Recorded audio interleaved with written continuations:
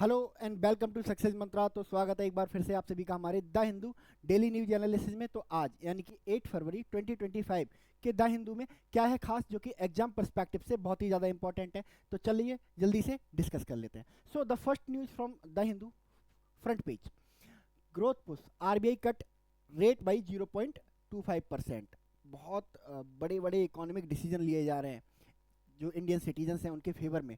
और अभी बजट आया था, हमने डिस्कस किया कि कैसे है ना जो टैक्स रिलीफ दिया गया, सरकार 1 लाख करोड़ रुपए तक का घाटा सहने को तैयार है ना, क्योंकि उन्होंने क्या कर दिया, जो 5 से लेके 12 लाख तक का जो टैक्स स्लैब था उसको खत्म कर दिया। यानी कि अब 12 लाख तक की इनकम पर कोई टैक्स नहीं लिया जाएगा। तो जिससे क्या होगा, जनता के पास एडवांस पैसा आ जाएगा और जनता को इसका बेनिफिट मिलने वाला है। तो इसी रो में एक और डिसीजन लिया गया है, जो रीपो रेट होती है उसको कट कर दिया गया है 0.25% तक। यानी कि जो रीपो रेट है ना कल से पहले 6.5% हुआ करती थी, अब वो घट के कितनी रह गई है, 6.25% रह गई है। ठीक है, एक्चुअली ये रीपो रेट होती क्या है, अगर रीपो रेट के बारे में जाने हम लोग, तो रीपो रेट एक इंटरेस्ट रेट है, बेसिकली एक इंटरेस्ट रेट है जिस पे RBI short term loan provide करता है for commercial bank. Short term कितना, शॉर्ट टर्म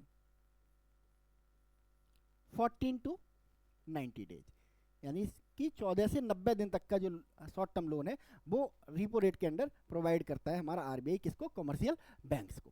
तो ऐसे में अब अगर रीपो रेट को कम कर दिया गया, यानी कि इंटरेस्ट रेट को कम कर दिया गया, तो जब रेट कम होगी, इंटरेस्ट रेट कम होगी,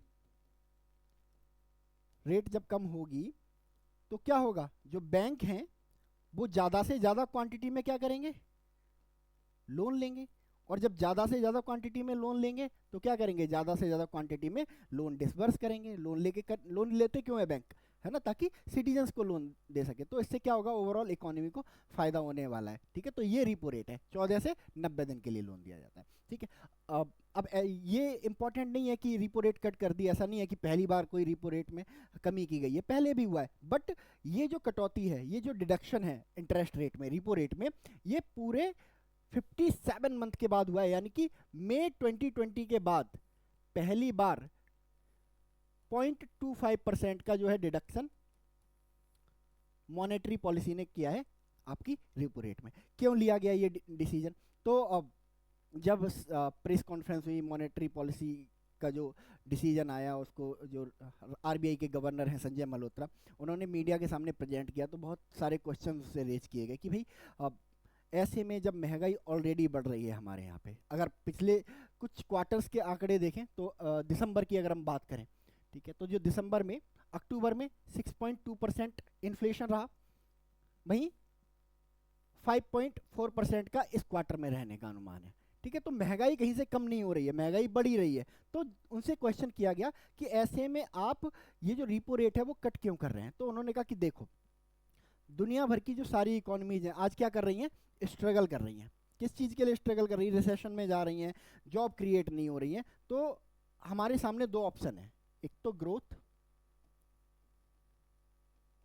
और दूसरा इन्फ्लेशन। तो हमारे सामने दो ऑप्शन थे, हम चूज नहीं कर पा रहे थे इतने दिनों में। नाउ भी चूज ग्रोथ ओवर इन्फ्लेशन। ठीक है, ये बोला भी है, growth over inflation, the interest rate cut signals A shift in RBI immediate priority. है ना, पहले आरबीआई की जो प्रायोरिटी की थी वो क्या मानी जाती थी, इन्फ्लेशन को रोकना। मॉनेटरी पॉलिसी कमेटी बना ही इसीलिए था, है ना, क्या इन्फ्लेशन को कैसे रखना है, 4 ± 2 पे रखना है, यानी कि 2% मिनिमम एंड 6% मैक्सिमम, इसके बीच में हमें इन्फ्लेशन को रखना है। ठीक है, तो ऐसे में जब एक्सीड कर गया, 6.2% हो गया, यानी कि अक्टूबर में, है ना, तो इन्फ्लेशन बढ़ता जा रहा है। तो उन्होंने कहा कि देखो, इन्फ्लेशन बढ़ता जा रहा है, वो अभी हमारे लिए प्रॉब्लम नहीं है, वो हमारी प्रायोरिटी नहीं है। अभी हमारी जो प्रायोरिटी है वो क्या है, ग्रोथ है। क्योंकि हमारे कंट्री में किस चीज़ की बहुत ज़्यादा प्रॉब्लम आ रही है, अनएम्प्लॉयमेंट की बहुत ज़्यादा प्रॉब्लम आ रही है। ठीक है, जॉब क्रिएशन की बहुत ज़्यादा प्रॉब्लम आ रही है।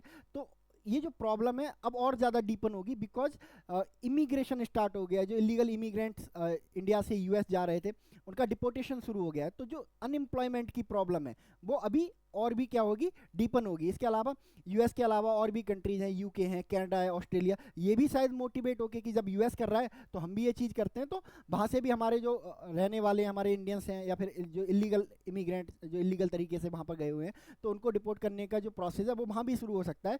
तो इसी चक्कर में क्या हुआ है कि आरबीआई ने कहा कि देखो इन्फ्लेशन बढ़ रही है, बढ़ने दो थोड़ी सी, हम मैनेज कर लेंगे उस चीज़ को, बट ग्रोथ बढ़नी चाहिए। जब ग्रोथ बढ़ेगी तो हमारी क्या होंगी, जॉब क्रिएशन होंगे। ठीक है, अब देखो कैसे रिपो रेट को कम करने से जॉब क्रिएशन होता है। ठीक है, देखो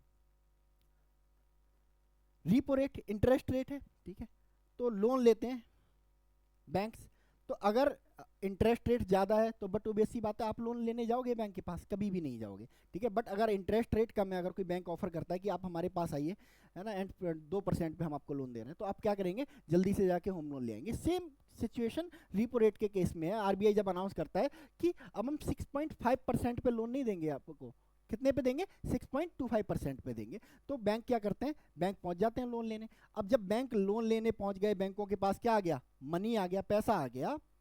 ठीक है, तो बैंक इस पैसे का करेंगे क्या, ठीक है, लोन देंगे ना, इन्वेस्ट करेंगे कहीं ना कहीं, तो बैंक क्या करने लगते हैं, लोन डिसबर्स करने लगते हैं। और पहले बैंक क्योंकि रिपो रेट ज़्यादा थी, तो जब बैंक लोन लेके आते थे आरबीआई से, तो लोन कैसा होता था, महंगा होता था, 6.5% पे लेके आ रहे हैं, तो मैक्सिमम प्रॉफिट लेने के लिए 7% पे तो देंगे, राइट।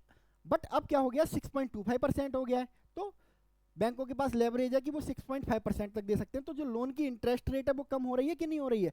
तो जब बैंक लोन देंगे तो किस किस रेट पे देंगे, है ना, आपको इजी रेट पे देंगे, सस्ती रेट पे देंगे, तो लोन क्या होंगे, बहुत सस्ते हो जाएंगे। तो लोन लोग क्या करेंगे, पर्सनल लोन लेंगे, होम लोन लेंगे, ठीक है, कार लोन लेंगे, तो कार लोन लेंगे तो कार परचेज करेंगे, कार परचेज करेंगे तो कार की जो डिमांड है वो बढ़ेगी, डिमांड जब बढ़ेगी तो कार की कंपनी क्या करेगी, और ज़्यादा प्रोडक्शन करेगी, जब और ज़्यादा प्रोडक्शन करेगी तो और ज़्यादा लोगों की ज़रूरत होगी, और ज़्यादा लोगों की ज़रूरत होगी तो जॉब क्रिएशन ऑटोमेटिकली बढ़ेगा। सेम हाउस लोन के केस में, हाउस लोन के केस में बहुत सारे स्टेक होल्डर होते हैं। जब हाउस बनता है कोई भी, है ना, सीमेंट इंडस्ट्री बूम करती है, सीमेंट इंडस्ट्री में प्रोडक्शन बढ़ता है, इसके अलावा ब्रिक इंडस्ट्री ग्रो करती है, इसके अलावा जो आप हमारे अनस्किल्ड जो लेबरर्स होते हैं उनको काम मिलता है, जो सेमी स्किल्ड लेबरर्स होते हैं उनको काम मिलता है। तो बहुत सारी चीज़ें हैं जो है ना, जहाँ पे जॉब क्रिएशन होने लगता है। पर्सनल लोन यानी कि पर्सनल किसी खर्चे पे, एजुकेशन लोन वगैरह पे अगर हम खर्च करते हैं तो क्या होता है, ऑटोमेटिकली जॉब क्रिएशन होने लगते हैं। तो दैट इज़ वाई आरबीआई ने क्या किया है, इस रेट को कट आउट किया है, ताकि जो कंट्री है उसमें ओवरऑल ग्रोथ हो, जॉब क्रिएशन आपको देखने को मिले। क्योंकि जब सब डिमांड बढ़ेगी तो क्या करेंगे लोग, है ना, जो कंपनियां हैं वो अपना प्रोडक्शन बढ़ाएंगी, है ना, एडिशनल फैसिलिटी लगाएंगी, एडिशनल लोगों को हायर करेंगी, और तो इंफ्रास्ट्रक्चर भी बूस्ट होगा। तो ओवरऑल ग्रोथ के लिए आरबीआई के अकॉर्डिंग इस रिपो रेट को कम करना ही सबसे बेस्ट डिसीजन था। ठीक है, तो आरबीआई गवर्नर कौन है अभी, संजय मल्होत्रा। ठीक है, कितने दिनों बाद लिया है, 2020 के बाद ये पॉलिसी कट किया है किसी भी उसमें।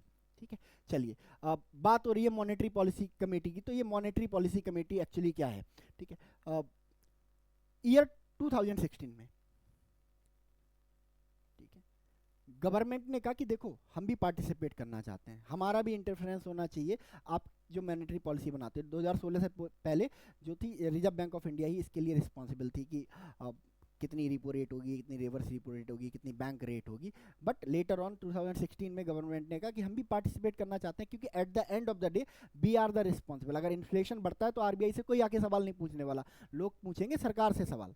ठीक है, तो एज ए गवर्नमेंट हाँ हमारा भी रोल होना चाहिए। तो अब ये जो पहले जो टेक्निकल एडवाइजरी कमेटी होती थी, टैक, जो मॉनेटरी कमेटी है ना, मॉनेटरी पॉलिसी डिसाइड करती थी, अब ये नहीं रहेगी। इसमें कौन होते थे, सिर्फ आरबीआई के गवर्नर, डिप्टी गवर्नर या स्पेशलिस्ट वगैरह होते थे। उन्होंने कहा कि अब हमारा पार्टिसिपेशन होगा और हम बनाएंगे मॉनेटरी पॉलिसी कमेटी। तो ये मॉनेटरी पॉलिसी कमेटी 2016 में बनाई गई। ठीक है, इसके बीच में आरबीआई, इसके है ना, इसके लिए आरबीआई और गवर्नमेंट के बीच में क्या हुआ, एक मेमोरेंडम ऑफ अंडरस्टैंडिंग साइन हुआ। बाद में क्या हुआ, जो आरबीआई एक्ट है 1934, है ना, उसको अमेंड किया गया और फिनांस एक्ट 2016 लेके आया गया, जिसके लिए क्या किया गया कि एक मॉनेटरी पॉलिसी बनाई जाएगी, जिसका जो स्टेटस होगा स्टैट्यूटरी बॉडी जैसा होगा।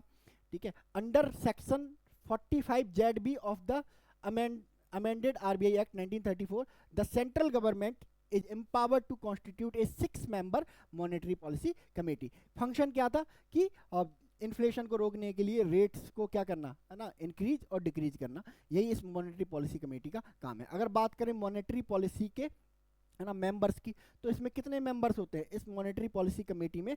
ओवरऑल 6 मेंबर्स होते हैं, 6 मेंबर होते हैं, जिसमें एक आपका आरबीआई का गवर्नर होता है, एक डिप्टी गवर्नर होता है जो मॉनेटरी पॉलिसी का हेड होता है, इसके अलावा एक आरबीआई के बोर्ड से एक पर्सन होता है, और 3 लोगों को जो गवर्नमेंट ऑफ इंडिया होती है वो अपॉइंट करती है। आरबीआई गवर्नर जो कि चेयरपर्सन भी होता है, इसके अलावा आरबीआई डिप्टी गवर्नर जो कि इंचार्ज होता है मॉनेटरी पॉलिसी का, 1 official nominated by RBI board, ठीक है, and remaining 3 members would represent the government of India. तो इस तरह का फैब्रिक इसमें होता है, ठीक है। जो ये 3 मेंबर्स आते हैं जो एक्सटर्नल गवर्नमेंट ऑफ इंडिया भेजती है, इनका जो टेन्योर होता है एमपीसी में वो कितने साल का होता है?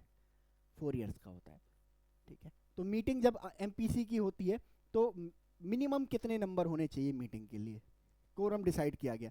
तो कोरम डिसाइड किया गया कि अगर 4 लोग भी, 6 में से 4 लोग भी प्रेजेंट होते हैं तो मीटिंग में, तो मीटिंग क्या हो सकती है? हो सकती है। इसके अलावा आरबीआई का जो गवर्नर होता है वो इसका चेयरपर्सन होता है, तो जब चेयरपर्सन नहीं होता, आरबीआई गवर्नर अब्सेंट होता है, तो उसकी अनुपस्थिति में कौन? ये जो डिप्टी गवर्नर है ये हेड करता है इस मीटिंग को, ठीक है। जो डिसीजन लिए जाते हैं मेजोरिटी से लिए जाते हैं, यानी कि कोई भी डिसीजन पास होगा तो 4-2 से पास करना पड़ेगा उसको, ठीक है। गवर्नर क्या है, in case of tie governor क्या करता है? अपना वोट कास्ट करता है इसमें, ठीक है। तो इसको याद रखेंगे। इसके अलावा MPC takes decision based on majority vote. In case of a tie the RBI governor will have second or casting vote. The decision of MPC would binding on RBI, यानी कि जो डिसीजन MPC लेगी वो क्या होगा? जो RBI है उस पर बाउंड होगा, RBI गवर्नर को वो प्रेस कॉन्फ्रेंस में जाके अनाउंस करना ही पड़ेगा, ठीक है। चलिए नेक्स्ट न्यूज की तरफ चलते हैं। So the next news from prime minister Narendra Modi visit France visit, ठीक है। तो प्राइम मिनिस्टर नरेंद्र मोदी फरवरी 10 से इनकी ये विजिट जो है स्टार्ट हो रही है, और कहाँ जा रहे हैं ये? फ्रांस जा रहे हैं, हमारा सबसे ट्रस्टवर्दी अलाई। रशिया के बाद अगर किसी को बोला जाता है फ्रांस को बोला जाता है। और क्यों जा रहे हैं इस विजिट पे? तो एक एआई समिट है जो होने वाली है फ्रांस में, ठीक है, कि कैसे एआई को इथिकल वे में इस्तेमाल किया जाए, है ना। क्योंकि एआई क्या है, एआई जैसे जैसे ग्रो करता जा रहा है एआई को लेके थ्रेट सामने आते जा रहे हैं। तो एआई को कैसे सिस्टमेटिक बनाया जाए, एआई को कैसे इथिकल बनाया जाए, इसी चीज़ पे डिस्कशन करने के लिए एक समिट रखी गई है, और इस समिट को होस्ट करने वाला है फ्रांस एंड को होस्ट करने वाला है इंडिया। तो इस समिट को को होस्ट करने जा रहे हैं प्राइम मिनिस्टर नरेंद्र मोदी, ठीक है। Mister Modi will arrive in Paris on the evening of February 10 to को chair the AI action summit along with French president Emmanuel Macron, ठीक है। अब ये समिट अटेंड करेंगे। इसके बाद क्या होगा? प्राइम मिनिस्टर नरेंद्र मोदी, एक जगह है Marseille, mister Modi will travel to the south of France to Marseille where India is opening consulate. ये एग्जाम से पूछा जाएगा, कहाँ पे खोल रहा है इंडिया अपना कॉन्सुलेट? मर्साइल में, फ्रांस के मर्साइल में खोल रहा है, ठीक है। क्यों गए हैं? एआई समिट में पार्टिसिपेट करने। क्या करेंगे? को चेयर करेंगे। एक चेयर कौन करेगा? फ्रांस। को चेयर करेगा आपका इंडिया। इसके अलावा बायलैटरल टॉक्स होंगी, और इन टॉक्स में बहुत सारे जो डेवलपमेंट हैं वो होने वाले हैं, चाहे डिफेंस से रिलेटेड हो, मोस्टली डिफेंस से रिलेटेड होंगे, ठीक है। आपके स्टूडेंट वीजा से रिलेटेड होंगे। तो देखते हैं क्या निकल के आता है। मोस्ट प्रोबली जो हम राफेल परचेज करने की कोशिश कर रहे हैं, है ना, हमें अपने नेवी के लिए क्या चाहिए? फाइटर जेट चाहिए। और हमने ये डिसीजन ले लिया है कि हम राफेल का जो मरीन वेरिएंट है वो परचेज करेंगे, तो हमें 26 परचेज करने हैं, तो इन पे भी डेवलपमेंट निकल के आएगी। The deal of 26 Rafale M fighter jet for the Indian navy is expected to be announce during the visit. इसके अलावा और क्या होने वाला है? फ्रांस की तरफ से क्या अनाउंसमेंट आने वाली है, ठीक है। There is also an focus on people to people exchange and France has set a target of having 30,000 Indian student in France by 2030 sources added. तो हो सकता है कि जो फ्रांस के प्रेसिडेंट है इस चीज़ को डिक्लेयर कर दें कि अब जो नंबर ऑफ इंडियन स्टूडेंट है इन फ्रांस उसको बढ़ा के कितना कर दिया जाएगा? 30,000 कर दिया जाएगा। इसके अलावा और भी हम क्या डेवलप कर रहे हैं? एक 6th generation fighter jet, 5th generation fighter jet जो है डेवलप कर रहे हैं, और इसका नाम है advance medium combat aircraft. Advance medium combat aircraft. इसके साथ प्रॉब्लम ये है कि हम मतलब एयरक्राफ्ट तो डेवलप कर लेंगे, बट इंजन डेवलप करने की कैपेबिलिटी अभी हमारे पास नहीं है। तो हम फ्रांस के साथ पार्टनर करना चाहते हैं, co design and co development of 110 KN aero engine to power India's 5th generation fighter jet AMCA that is under development. तो ये भी हम फ्रांस के साथ मिलके करने वाले हैं। इसके अलावा राफेल फाइटर जेट की मतलब जो डील है वो होने वाली है, ठीक है।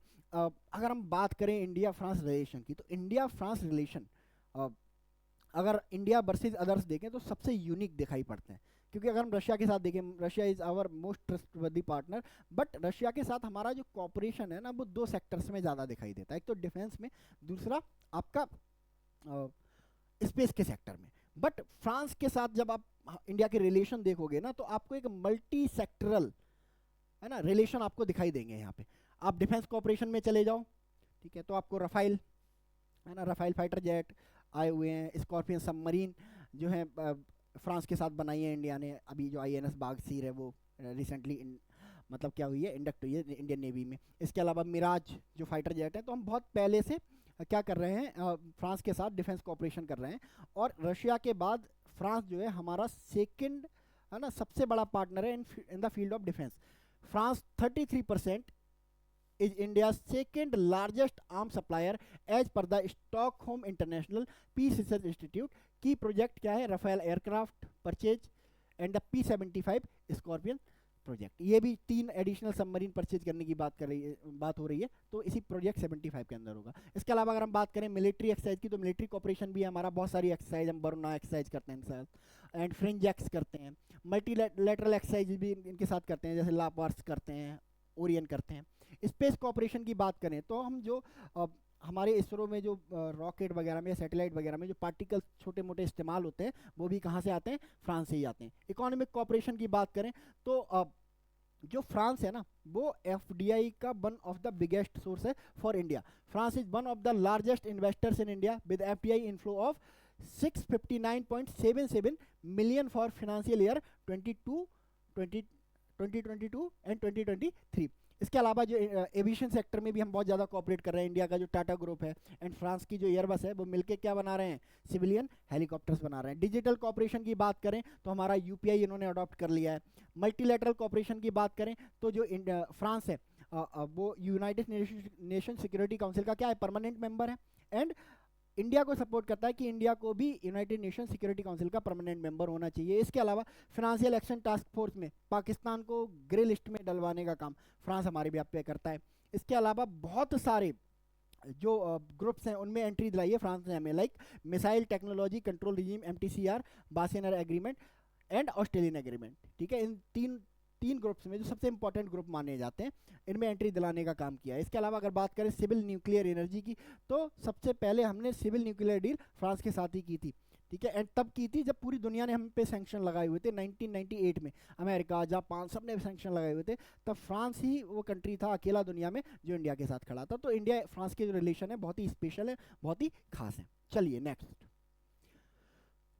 जो तमिलनाडु में गवर्नर और जो स्टेट गवर्नमेंट है इसके बीच में जो टसल है वो गहराता जा रहा है, और सुप्रीम कोर्ट अब बहुत ज़्यादा इंटरेस्ट ले रहा है इस मैटर में। सुप्रीम कोर्ट ने पूछा है कि did Tamil Nadu governor refer 10 bills to president to avoid assent ask SC। तो जो अटॉर्नी जनरल है जो रिप्रेजेंट कर रहे हैं गवर्नर को, उनसे पूछा है कि क्या जो तमिलनाडु के गवर्नर हैं RN रवि, उन्होंने बिल्स को रोकने के लिए जानबूझकर उन्हें प्रेसिडेंट के पास भेजा, ठीक है। तो उन्होंने कहा कि देखो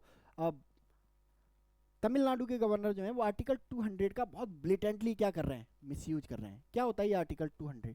आर्टिकल 200 के अंदर जो गवर्नर होता है किसी भी स्टेट का, उसके पास 3 तरह की पावर्स होती हैं कि लेजिस्लेटिव असेंबली से पास किए हुए बिल पे या तो अपनी मंजूरी दे, असेंट दे, विदहोल्ड कर ले, या फिर प्रेसिडेंट के पास भेज दे, ठीक है। अगर असेंट दे देता है कोई बात नहीं है, अगर विदहोल्ड करता है, ठीक है, तो जल्दी से जल्दी उसे वापस करना चाहिए, ऐसा सुप्रीम कोर्ट ने कहा है। विदहोल्ड करने का मतलब ये नहीं है कि जवाब ही मत दो, जल्दी से जल्दी पास करके भेजें। एंड अगर उसको लेजिस्लेटिव असेंबली दोबारा से पास करके भेज देती है उसी फॉर्म में, तो जो गवर्नर होता है वो बाध्य है, वो बाउंड है उनको अपनी असेंट देने के लिए, ठीक है। तो सुप्रीम कोर्ट ने इस चीज़ को क्लैरिफाई किया। तीसरा, उन्होंने कहा कि जो प्रेसिडेंट के पास रहा बिल, जो थर्ड ऑप्शन यूटिलाइज करने का आर्टिकल 200 के अंडर, तो उन्होंने कहा कि आर्टिकल 200 के अंडर जो तीसरा ऑप्शन है इसको यूटिलाइज किया जाता है आर्टिकल 254 के बिहाफ पे आर्टिकल 254 क्या कहता है कि अगर कोई बिल, ठीक है, सेंट्रल लॉ का वायलेशन करता है या जो हाई कोर्ट है, स्टेट हाई कोर्ट, उसकी पावर को कम करता है, तो इन दैट केस क्या कर सकता है, जो गवर्नर है वो बिल को किसके पास भेज सकता है, प्रेसिडेंट के पास भेज सकता है, प्रेसिडेंट बिल डिसाइड। ठीक है, अगर प्रेसिडेंट ने डिसाइड कर लिया कि भाई, है ना, कि ठीक है ये लागू कर देते हैं, तो जो पार्लियामेंट्री बिल्स होते हैं, पार्लियामेंट्री एक्ट होते हैं, है ना, उनके पैरेलली चलता रहेगा, अदरवाइज वो बिल क्या हो जाएगा, नल एंड वॉइड हो जाएगा। तो आर्टिकल 200 एंड 254 को बहुत ही स्पेशली क्या किया है, क्लैरिफाई किया है सुप्रीम कोर्ट ने। एंड लग रहा है कि इस पे एक टसल क्रिएट हो सकता है between the union government and the judiciary. देखते हैं, लेट्स सी क्या होता है फ्यूचर में। Next, 9 submarines, 65 ships taking part in TROPEX exercise. TROPEX exercise जो है शुरू हो गई है, हर 2 साल में होने वाली एक्सरसाइज है। और किसकी एक्सरसाइज है, इंडियन नेवी की। हमारी इंडियन नेवी ही पार्टिसिपेट करती है इसमें। एंड इसके साथ में कुछ पार्ट इंडियन आर्मी का और इंडियन कोस्ट गार्ड का एंड इंडियन एयरफोर्स का भी पार्ट मतलब काम करता है। क्या होता है इसका, 2 साल में, हर 2 साल में होने वाली इस एक्सरसाइज का जो एम एंड ऑब्जेक्टिव है वो ये है कि नेवी अपनी जो ऑपरेशनल रेडीनेस है, प्रिपेयर्डनेस है, वो चेक करती है ना, कि हम वॉर टाइम में या क्राइसिस के टाइम में कितनी तेजी से कोऑर्डिनेट करके रिएक्ट कर सकते हैं। ठीक है, तो ये चल रही है इंडियन ओशन में अभी। ठीक है, ये रहा ट्रोपैक्स। ट्रोपैक्स की अगर फुल फॉर्म की बात करें तो ट्रोपैक्स की फुल फॉर्म होती है theatre level operational readiness exercise. It is an Indian Navy's largest biennial maritime exercise testing combat readiness and joint warcrafting capabilities. ठीक है, कहाँ होती है, इंडियन ओशन रीजन में होती है। पार्टिसिपेशन इंडियन नेवी का तो होता ही है majorly, substantial participation from Indian army, air force and coast guard. Features आपके भाई अपनी जो वॉर कैपेबिलिटी हैं उनको टेस्ट करना। चलिए next, China lashes out at US coercion at Panama quits BRI. ठीक है, तो इंडिया जो यूएस और चाइना है इनके बीच में कॉन्फ्लिक्ट जो है वो साफ नज़र आ रहा है। एंड डोनाल्ड ट्रंप के बाद लोग कह भी रहे थे होगा। एक्चुअली हुआ क्या कि डोनाल्ड ट्रंप ने पावर में आते ही एक पनामा नाम का कंट्री है ना, यहाँ कहीं है, ये पनामा है, दिस इज पनामा। इन पे क्या करा, प्रेशर बनाना शुरू करा कि आप जो पनामा कैनाल है ना उसको चाइना कर रहा है मिसयूज, तो ये कैनाल है ना हमें दे दो वापस। ठीक है, तो इसके प्रेशर में आके क्या किया, जो पनामा है उसने कहा कि चाइना से प्रॉब्लम है ना, चाइना से इनसिक्योरिटी है ना, तो हम चाइना का जो मोस्ट एम्बिशियस जो प्रोग्राम है बेल्ट एंड रोड इनिशिएटिव उससे क्विट कर देते हैं। तो यूएस ने कहा ठीक है आप क्विट कर जाओ एंड हम आपको माफ़ कर देंगे। तो पनामा ने क्या करा, बीआरआई को क्विट कर दिया। उसके बाद जो चाइना का फ्रस्ट्रेशन है वो निकल के आ रहा है सामने। ठीक है, तो क्या है ये पनामा कैनाल, क्यों जो यूएसए इस पे है ना टसल क्रिएट कर रहा है। देखो एक्चुअली पनामा कैनाल एक कैनाल है जो आपके अटलांटिक ओशन को किससे जोड़ रही है, पैसिफिक ओशन से जोड़ रही है। ठीक है, ये कहीं यहाँ है, पनामा नाम का एक छोटा सा कंट्री है, वहाँ पे उस कंट्री को बीचों बीच से निकाली गई है। क्यों निकाली गई थी ये, है ना, इसको यूएस ने बनाया था 1904 से लेकर 1914 के बीच में। क्यों बनाया था कि मान लो यूएसए को अगर अपने देश के ईस्ट से वेस्ट अगर ट्रेड करना होता था तो उसे बहुत लंबा रूट तय करके जाना पड़ता था। ये यहाँ जाना पड़ता था, कितना तय करना पड़ता था, 30,000 माइल्स, यानी कि लगभग 21,000 किलोमीटर के समथिंग। ठीक है, जब इस कैनाल को बना दिया तो ये सफ़र कितना रह गया, 5200 माइल्स, यानी कि 8,000 किलोमीटर, 8300 किलोमीटर के लगभग सफ़र को क्या कर दिया, आधे से कम कर दिया। तो यूएस ने बनाया था तो यूएस का कंट्रोल था। एंड 1997 में यूएसए ने कहा कि ठीक है अब आप ऑपरेट करो ऐसे, हम जा रहे हैं इसको छोड़ के। बट है ना कंडीशन वही रहेगी, यूएसए को रोका नहीं जाएगा इस कैनाल में कभी भी।